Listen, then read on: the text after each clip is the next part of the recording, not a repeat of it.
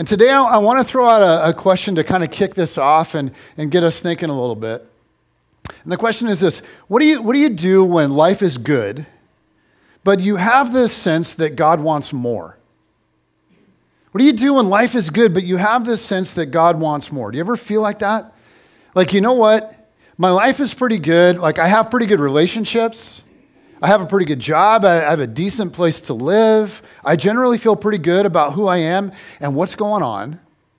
And yet, I sometimes have this nagging sense that something's missing. That I could be or I should be doing more with my life. That God would actually have me be doing or up to something more. And I don't know for you if you ever feel that way. I hear that a lot from people, and I have certainly felt that way many times. And today I kind of want to let that sit and be the backdrop of the message. And today I want us to start with a really intriguing story from the Old Testament. It's a story about this guy who has a pretty good life, but he's being asked to embrace something more. And this is a story about a guy named Elisha. And I want to walk through this story, and this will take a little while. It's a fairly complex story. And then I want us to think about some implications. So we can really view his life in three separate seasons or three separate movements. And the first movement comes in 1 Kings chapter 19. Elisha is a guy who is about to become a prophet, but he has no idea. He has no idea. God has been using another prophet named Elijah. Elijah is known as like the mightiest of the miracle-working prophets. So if you talk to like Bible scholars and Bible students and all that, this guy's like a legend. So the mightiest of the miracle-working prophets, that's Elijah, and that's pretty cool. I would be like to be the mightiest pastor of the 21st century. So, okay. So anyway, so whoever was going to come along and replace this guy, Elijah, he had really big shoes to fill. But God picks his man, and he tells Elijah who it is. God tells Elijah, I have chosen the man Elisha to replace you. And I have to imagine in that conversation somewhere, Elijah's going, really, God? A guy named Elisha? Like, you couldn't pick a guy named like Michael or Bobby. You're going to replace me, Elijah, with Elisha. God, don't you think people will get confused for like, let's say the next 3,000 years? Like, they'll think he's me and I'm him. And God's like, hey, it's not about you. Get over yourself. And Elisha's like, okay, fine, I guess. So what we're going to see in this movement here is Elijah seeking out Elisha to invite him into this role, to invite him to be a part of this ministry and one day become a prophet. So here's the text. It says, so Elijah went from there and found Elisha, son of Shaphat. And I know that that's super helpful information for all of you because you're like, I couldn't possibly know anything or study Elisha if I didn't know who his dad was. So there you have it. He's the son of Shaphat. And he was plowing with 12 yoke of oxen, and he himself was driving the 12th pair. Is it going to rain? In this story, it rains, so...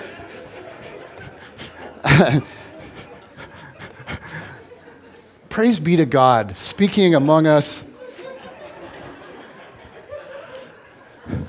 So I read this passage, and it's interesting because most of us, we hear that, and we're not like blown away. We're just like, we hear the passage, okay, he's in his field, there's 12 oxen, he's driving, he's on the bus, whatever. But really, when we heard this, if we understood the context of this, we should be blown away. Our hair should just be like blown backwards because we just found out in this short little verse that Elisha is enormously wealthy. See, in that day, a pair of oxen would be like the equivalent of a very expensive like John Deere tractor or like a combine. And most farms in Israel were very, very small, and they were very lucky to have one pair of oxen to be able to plow the fields with.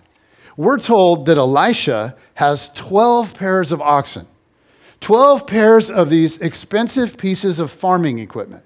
And so we're being invited to ask the question, holy cow, like, how vast do your land holdings have to be to warrant 12 yoke of oxen? I mean, can you imagine owning a farm with 12 combines? That's a massive operation. So what we're finding out is that, like, Shaphat Farms is the place to be. Shaphat Farming Incorporated, like Shaphat and Sons, really. And Elisha is obviously, he's like the Bruce Wayne of the whole operation. Like, he's the director. He's the operations manager of Shaphat Enterprises. And probably the whole deal is going to be his one day. It's how it worked. And that's huge. It's a great responsibility. It's a fantastic calling. And many of you are and will be called to serve God in the business world, in the marketplace, okay, in industry, in places like Boeing and Google, right, and Microsoft and Starbucks, and in classrooms and in fire stations and police stations and in hospitals. And those are very, very important places to serve God. And many of you are doing that, and you're doing it incredibly well. You are representing Jesus in those places, loving well, serving well, doing your job with a high level of competence. But up to this point, Elisha, that's what he's been. He's been a marketplace guy. And on this day, he's out plowing his field. He's doing what he does every single day. And it says, Elijah went up to him, and he threw his cloak around him. So you have to kind of get this in your mind. Elisha is doing the plowing. It's loud. He's got the oxen. And all of a sudden, this guy runs up from behind him out of nowhere and throws his cloak around him. And you go, that's kind of weird. Because Elijah, he had walked for days and days to get to Shaphat Farms. And now to Elisha, Elijah is like a legend, right? Like he's like chiseled on the Israeli Mount Rushmore. I mean, there's Abraham, there's Moses, there's David, and there's Elijah, the greatest of all the miracle-working prophets. In fact, one time, Elijah, he said to all of Israel, guys, it's not going to rain until I say it's going to rain. And I was like, boom, he dropped the mic. And that happened. They weren't obeying God. And he's like, yeah, well, I'm just going to stop all the rain. You just see how that goes. I mean, this guy was a legend. And so for Elisha, he's just plowing in the field, just another day, plowing, getting my heifer on. And suddenly, Elijah sneaks up behind him. He takes off his cloak, okay, his jacket, his coat. This vest is actually an exact replica of what they had. So he runs up behind Elisha, and he throws his coat on him, and he runs away. And Elisha's like, hey, thank you, I guess. I mean, it wasn't really cold, But this is a symbolic gesture. Essentially, Elijah handed him a lightsaber and said, like, come, young Jedi, let's go to the Dagobah system. So this is going to be like an unpaid internship, to be sure, but this is like the invitation of a lifetime to go with Yoda and to be trained in the ways of the Force, to train to become a prophet by the great prophet himself. So he's like, if you come with me and you follow me and you learn from me and you become my disciple, my pupil, you too can be part of the Jedi. And Elisha knew full well what was being offered to him, because check this out. Verse 20, it says, Elisha deserted the oxen, ran after Elijah, and of course he handed him his cloak back, because he doesn't get it yet. He understands that this is symbolic, and said, please let me kiss my father and mother goodbye, then I'll follow you. But in that statement, you realize what he's walking away from, right? He's walking away from Shaphat Enterprises. He was kissing the life he knew, not just his mom and dad. He's kissing the life that he knew goodbye, the life that he loved, the future that he could count on. He's kissing all of that goodbye. And to follow Elijah, whose life is impressive. I mean, it's legendary for sure, but it's not very easy. I mean, the life of a prophet was a hard life. They were misunderstood. They were rejected. They faced hunger, wandering. They didn't have the creature comforts. There was no wealth. It was a difficult, difficult life. In fact, in between miracles, and we see these incredible miracles that he's a part of, but in between those miracles, there are years of living in hardship. In fact, one time Elijah was kind of on the run, and he almost died of hunger and fatigue. Like his body was to the verge of death. And so God sent ravens to him to bring him food. And I know some of you are like, well, what do you mean by ravens? Like is that like Uber Eats? No, like I'm talking about birds flying in with food to give to him. And he looks up and he's like, man, what's going on? Is that a bird like with a Capri Sun? That's awesome. And that's how God kept him from dying. Okay, he was living a hard life. And so Elisha knows that if he follows him, it's going to be hard, and he follows him anyway. So Elijah responds to Elisha's request to say goodbye to his mom and dad. He says, go back, Elijah said. What have I done to you? So he's like, yeah, go ahead, go back, say goodbye. But while you're there, I just want to warn you, don't get all consumed and fall in love with all the creature comforts of everything that you have here and decide to pass on this opportunity. Do not forget what it is that I have just offered you. It says, so Elisha left him and went back. He took his yoke of oxen and slaughtered them. He burned the plowing equipment to cook the meat and gave it to the people, and they ate. He's like, I'm leaving, and I'm throwing myself a huge going-away party. Then he set out to follow Elijah and became his servant. And so in answering Elijah's warning, don't go home and decide to choose the comfortable life over the life of fully devoting yourself to God. He took his oxen, he slaughtered them to feed the people. And this is a definitive leaving behind of the old life, right? He burned his plow and he killed his pair of oxen. He's essentially saying in this moment, okay, there is going to be no turning back. And sometimes I think that's the only way forward, isn't it? Sometimes that's the only way forward. You have to burn your plowing equipment and you have to barbecue your oxen. You have to say no to ever going back to the old life, and you have to do something definitive to do it. You have to make a complete break with some part of your old life. You have to do something drastic to shake it up. So Elisha follows Elijah, and you go, well, what did that entail? What did he do? What's that like? Well, the text just tells us he became his servant. And so get this, 18 years passed by, 18 long years, long enough to be born and graduate high school, right? In the scripture, in that 18 years, it gives us one detail of Elisha's life with Elijah. It says at the end of that time, at the end of 18 years, Elijah, he passes away. And the king of Israel is making a really difficult decision about the future of the nation. But Elijah has just died. And the king says, I need a prophet. Somebody give me a prophet. I need a prophet.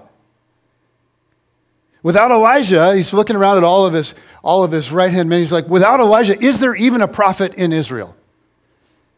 And so get this, an officer of the king of Israel answered, Elisha, son of Shaphat, is here.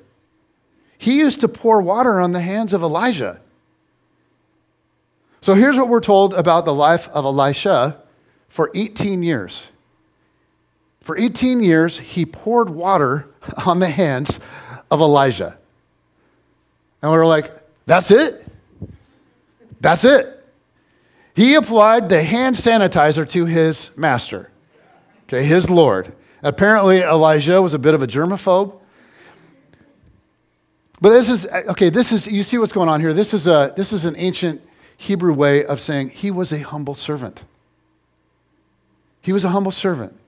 The king's servant says, I hear you, king, you need a prophet. I don't know one, but I might have an idea. There's a guy that used to serve. He used to pour water on the hands of the great prophet Elijah.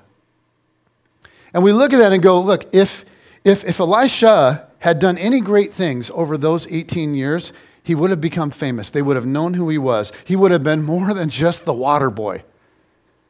But for 18 years of very simple, very hard living, he humbly served. He just watched, and he listened, and he learned. Okay, the arrangement wasn't that he became Elijah's co-prophet. He didn't become Elijah's business partner, Eli and Eli Incorporated. He watched, right, and he listened, and he learned. And you have to wonder, like, over those 18 years, do you think he ever was like, man, I could have been somebody. Actually, I was somebody. Now, like, maybe he thought about that, maybe not. We're not really told. But 18 years away from Shaphat Estates, 18 years with a no-name role just kind of fading in the background. No preaching, no sermons, no miracles, just pouring water. And that's the second movement to this story. The first movement is the calling, the invitation, the moment of change. And then the second movement is 18 years of quietly and humbly serving.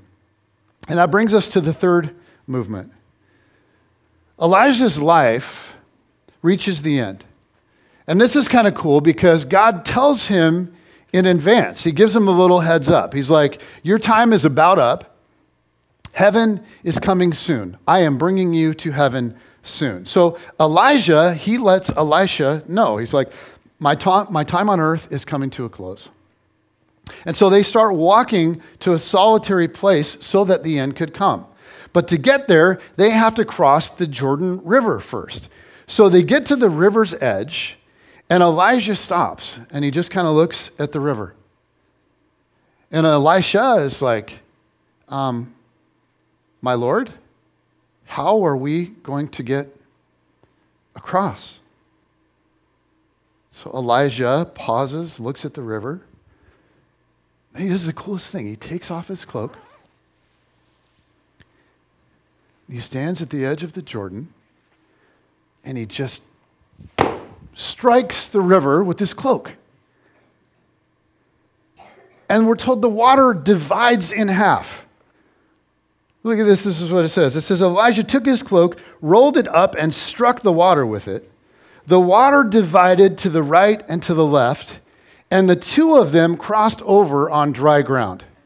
How stinking cool is that? That's cool.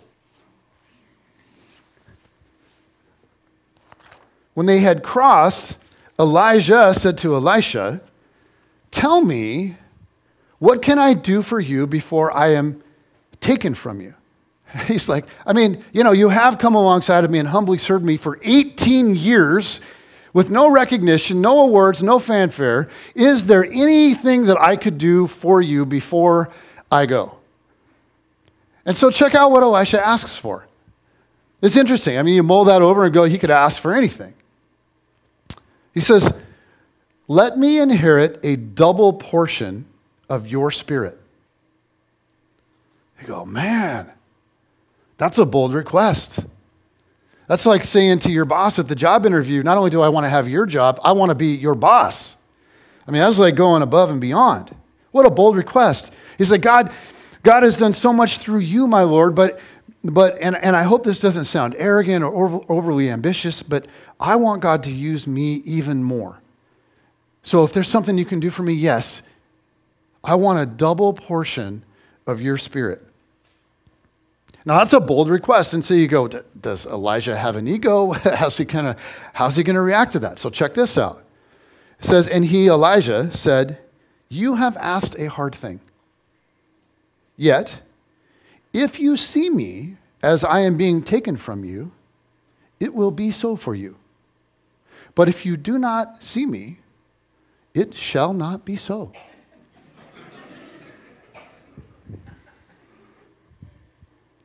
Is that not something Yoda would say? Who is this guy? Nothing's ever straightforward or simple with him. He's just a mystic, right? So he's like, in a minute, I'm going to heaven. And if you see it go down when it happens, but if not, And I mean, think about it. You know from that moment on, Elisha doesn't blink a single time. I mean, he's like, listen, buddy, you're not slinking away and dying on me in the woods. Like, okay, but it turns out that God had something ridiculous planned for Elijah. And there's a very famous movie named after this passage. That he wouldn't just die like an ordinary person. So check this out. Here's how it goes. Verse 11. As they were walking along and talking together, casual conversation, suddenly a chariot of fire and horses of fire appeared, as they do, and separated the two of them, and Elijah went up to heaven in a whirlwind. Man, that's a pretty cool way to go to heaven. I mean, I used to think, and I kind of used to think, I'm like, God, I just want to live a very healthy life to an old age, and then, God, just let me pass in my sleep. But I'm rethinking that.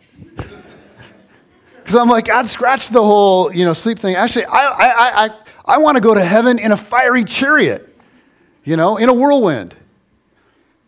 So it says Elisha saw this and cried out, my father, the chariots and horsemen of Israel. And Elisha saw him no more. Then he took hold of his own garment that he was wearing, and he tore it in two, which was a Hebrew way of mourning very deeply the loss of something or someone. And so he mourns the loss of his Lord, his father in the faith, and he displays great honor to his mentor, his friend. But it says, then Elisha picked up Elijah's cloak that had fallen from him. And again, I need you to imagine this. Elisha is watching the fiery horses fade off into the sky. His mentor being carried away in this presidential way by Air Horse One. Oh, come on, that was really good. Okay, and so out of this whirlwind and out of the storm of this, comes his cloak just kind of falling down. And I imagine didn't go think like Forrest Gump with the feather, right? It comes floating down, and you look at what happens next, because this is awesome stuff. So Elisha goes over and he's like,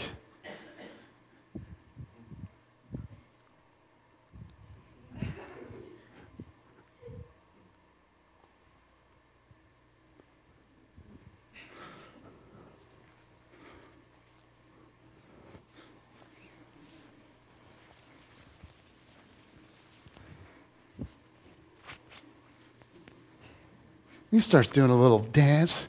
Who's the man? I'm the man. Slave? No. Who's the man? I'm the man. Slave? No. And he's just going berserk. So it says, then Elisha picked up Elijah's cloak that had fallen from him and went and stood on the bank of the Jordan River. And now he's standing there in the river going,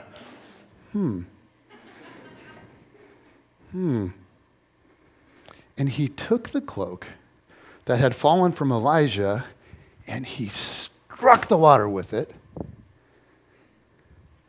it says, where now is the Lord, the God of Elijah? He asked.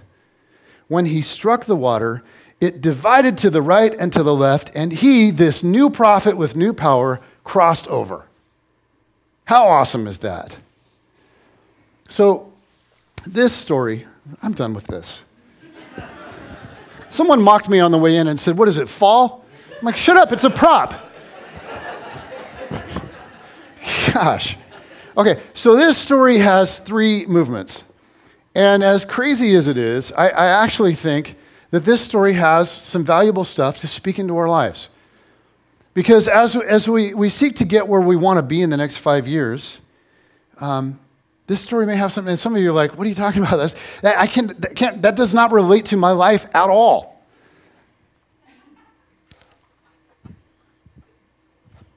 Okay, well, I'm calling this message, Why Change is Hard. The title is Why Change is Hard. Because the truth is, I think change is really hard. except under one condition. There is one condition that causes change to not be too hard at all. People change, and maybe you've noticed this, people change in amazing ways when there's a crisis. Like in a crisis, we find out the truth about ourselves. In a crisis, we find out, you know what? Actually, we're all capable of unbelievable change. Like we look and we go, I could never change. I could never do that. Well, okay, but if you had to, like in a crisis, my guess is you'd find a way. People do all kinds of crazy things when they have to. People do superhuman things when they have to, when there's a crisis. I mean, you hear of like moms picking up the back end of a car to save their baby. That's crazy. Why is that possible? Because they had to. They figured out a way. Like, what are you capable of doing if you had to? People say, well, I can't save, I don't manage money, I can't sock anything away, I can never store anything up, I never have anything extra. I guess I just don't have financial capacity. I just don't have the discipline. I can't. Okay. But what if you had to come up very suddenly with like a huge ransom? Like to save somebody that you love, you think maybe $300,000 or something. People in a crisis, they do this. They figure out a way. When their wife or when their child is kidnapped, suddenly they figure out a way to do it. And so what could you do if you had to? This week, Kate and I went to see a movie. I thought it was going to be adventurous. Turned out to be kind of a romance thing. But there was some adventure in there too, but I was just like, oh, I'm sitting here with my 19-year-old daughter.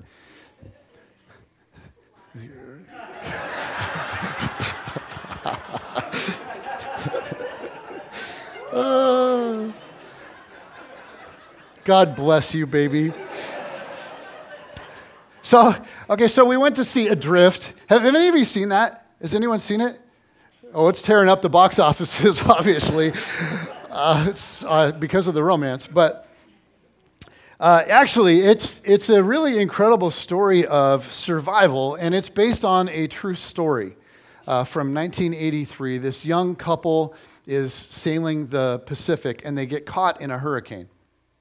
And so with serious injuries and a damaged boat, it is all about the fight for survival. And it's romantic, and it is inspiring, and it is a true story, and so you should go see it. But I'm sitting there watching this thing, and I don't know if you ever do this. I'm watching this thing, and I'm like, man, I could never do that. Like, I could never, another example of this would be, I watched Castaway years ago. Do you ever watch Castaway? And I'm like, dude, I would never be able to make fire like that. I don't think I'd be able to survive 3 days. The only part of that experience that I could possibly even relate to is talking to Wilson. But, sitting back and watching that stuff, I could never do that. The truth is, I have no idea what I'm actually capable of until I'm in the crisis. That's the thing about crisis. People are capable of unbelievable change, unbelievable strength when they find themselves in a crisis. In a crisis, we adapt. In a crisis, we grow. In a crisis, we change. A crisis proves to us that we actually are capable of change. But I want to come back to our original question for today. What do you do when life is good and you have this sense that God wants more?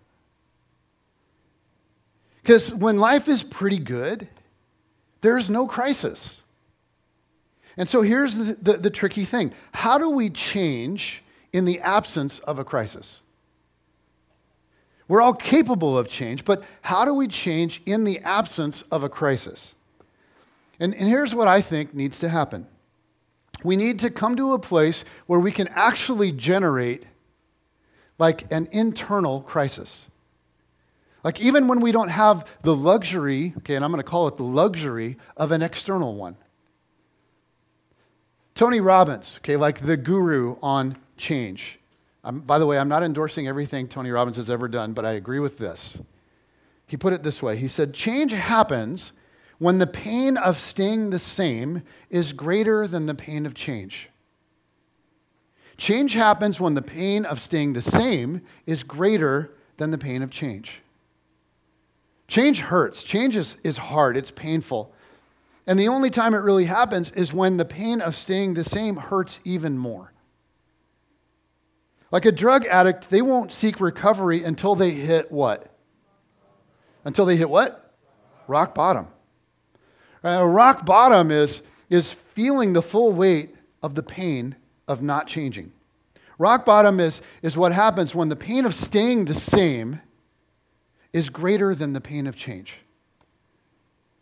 But addicts are usually facing a very legit external crisis. That's where rock bottom comes from. They're facing losing a job, or facing losing a marriage, or facing losing kids, or facing prison, or facing even their own imminent death. Rock bottom is all about facing a crisis. The thing for me is I want to be able to grow. I want to be transformed. I want to be changed. Yet I don't want to have to face a crisis to do it. I don't want to have tons and tons and tons of pain. I don't want to have to get to a place where I'm having this rock bottom experience. So how do we change in the absence of a crisis?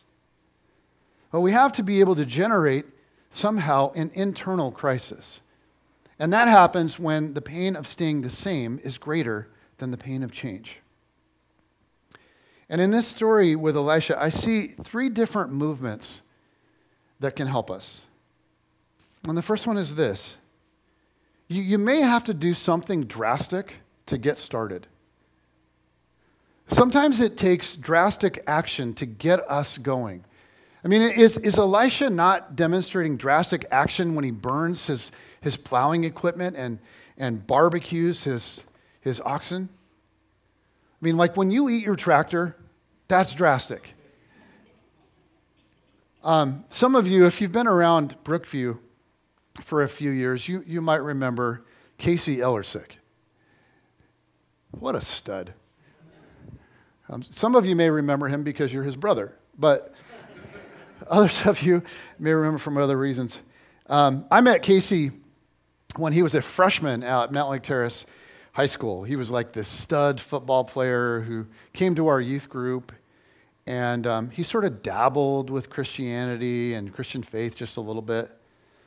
And he would sort of come to church every once in a while and kind of put his toe in the water. After high school, his life in a couple of different arenas just went sideways on him. And he experienced a crisis. And he prayed, and God met him in that crisis. And Jesus became very real. He became very meaningful to him. And so he slowly started to get involved in ministry. First, Young Life, and then he was leading various stuff at Brookview. And eventually, he was actually preaching here. Really regular, very young guy, but he was preaching, and he was gifted. He was good. And during that season, our life group, and he was in a life group that Jen and I were leading with young 20-somethings. We did a study called Storyline. And so we were kind of walking through our life stories together, like what had already happened and where God might be leading us. And it was very personal. It was very powerful for a lot of people. But one part of the experience toward the end of it, after we had kind of all laid this out, was to play this thing they called the what if game with each other. So we'd kind of set one person up and then just have the whole group do this what if thing with them. And as a group, we would look at the person's life history, we would look at their strengths, we would look at where they sensed God was leading them, their future hopes and their dreams, and we would start throwing out a bunch of what ifs. Like, what if you tried this? What if you did this? What if you thought out of the box and did this? And the idea was that no idea is too crazy. We're just brainstorming. So when we did this with Casey, somebody said, hey man, in light of your history and the way God is using you in ministry, what if you pursued some Christian education? What if you took some Bible classes and some theology classes and some leadership classes like at a local Christian university or something? Well, that night, that idea was like overwhelming to Casey. It was unsettling and it was exciting, and he was like, oh, what do I do? So he went home and he prayed, and then he got online and he started researching. Now, I was thinking that he'd kind of keep working at his family's brewery and keep serving at Brookview, maybe take a class here or there, right? But Casey decided to burn his plowing equipment and eat his oxen. He decided that he would go to school where? Hillsong. And where is Hillsong? Australia, mate. Guys, that is drastic. But he really had a strong sense that he needed to do something drastic, that God was calling him into something powerful and beautiful, but it was something that was going to be very, very different. But to actually change and to actually grow, he wasn't just going to be able to dabble and sort of keep his old life. So he went all in and he moved to Sydney, Australia. And I pretended to be happy for him. But mostly I hated him. But I've gotten over that. And over the last couple of years, it has been amazing. I mean, amazing to see what God has done in his life. I mean, in 3 years, he has matured and grown in unspeakable ways. He's leading all kinds of stuff at Hillsong, just growing. And we Skype sometimes, and I'm just like blown away at his insight and his maturity and the depth. But the catalyst for all of that for him was to take drastic action. So here's what I'm saying. I'm saying if you sense God inviting you into something, you may have to do something drastic to get started.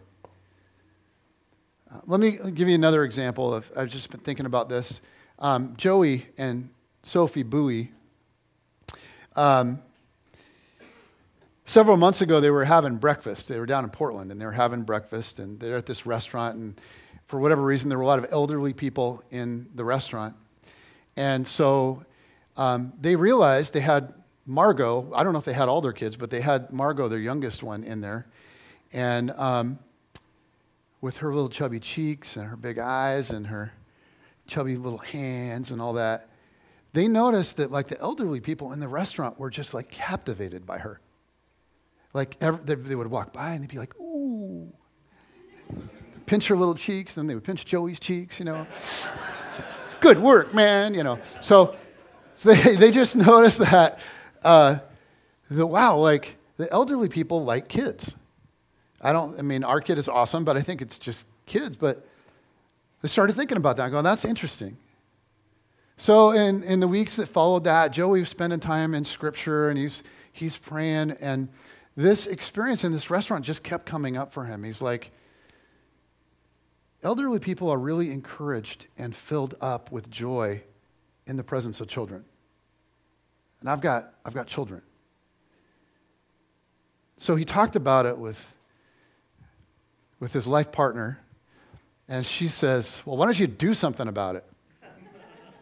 I'm sure it was very nice, and it wasn't like that. But she encouraged him to take some action. So he went out and did some research and found an organization that pairs people with elderly people that need companionship. And it's a legit operation, and there was a lot of work. He had to fill out all of these forms and all of these different, it's almost like a Match.com. They're going to match you with somebody that has the same interests, but they also do background checks and make sure you're not going to take advantage of somebody and all of that. It was a lot of work for him, and he had to have several different people be references for him. I was one of them, and I told them, you shouldn't have him come. He'd be... But he went through all that. And and this is a little bit sad, and he got paired with somebody a few weeks ago, and the person died. And Joey was like, man, okay. So they paired him with someone else, and this last week he actually met with this guy. He took Margot to an adult family home and met with somebody. And I'm like, that is beautiful. And some of you might be thinking, wow, I think our whole church could get involved with that. Maybe. So that's not for today, though. That's for a different day. But I look at that and I go, he had this sense that something should happen, and he didn't just sit around mulling that over. and just sort of letting that sit in the background. He took some drastic action. He said, I'm going to research, I'm going to commit. He had to commit. How long do you have to commit to do that program, Joey? And for how long? A year. So it's a year-long commitment to do this. And if the person grabs a cane and starts beating him, he has to go back anyway. It does it because he's committed. But he's in. And that's drastic. He's a busy guy with a busy life. But he's like, this is what I'm doing. Reality is for you may have this sense that God would have me do something. But you're just sitting there and it's just lingering and there's no action. Where do you sense God leading you these days? What's something that you sense he wants you to leave behind or to move into or to embrace more? Because you may have to do something drastic to get started. And here's why this is sometimes the case. It has to do with nature. It has to do with the laws of nature, physical nature, and it has to do with human nature. According to Isaac Newton, there are principles of motion, and some of you know a whole lot more about this than I do. So let me give you the childhood version of Newton's first principle of motion.